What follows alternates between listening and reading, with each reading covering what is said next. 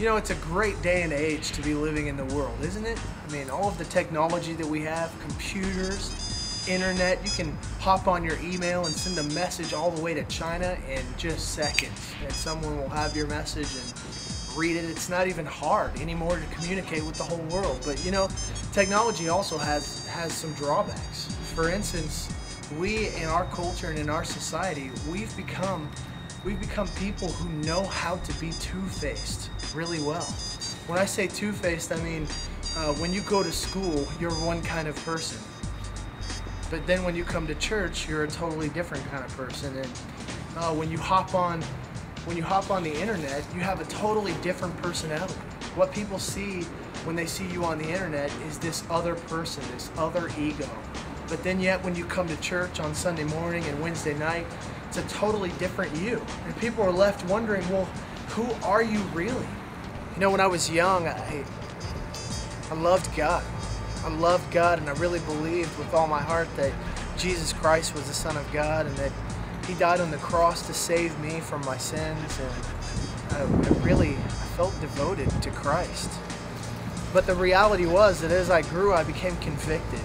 And the reason I became convicted is because I realized that there were often times in my life, my walk with Christ, when I was completely two-faced. When the reality was that I put off this impression, I gave this air of being one kind of person, when in reality I was a totally different kind of person. Young people, the reality that we're facing today in our culture is that we've been told it's okay to be a different kind of person at different times.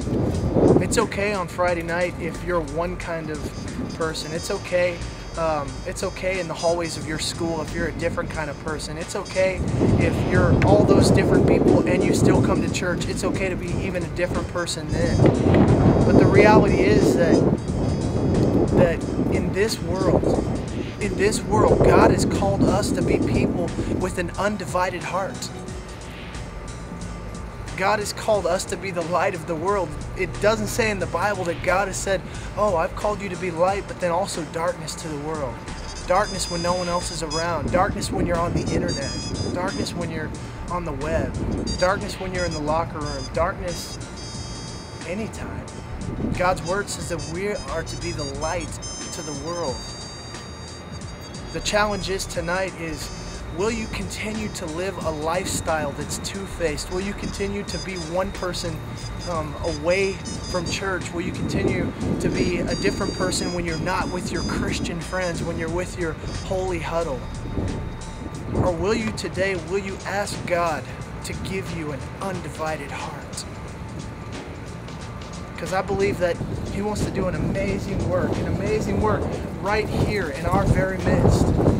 But if we continue to live as two-faced people, as two-faced Christians, as people who claim to be one thing but then live a total different lifestyle, God will not work through us.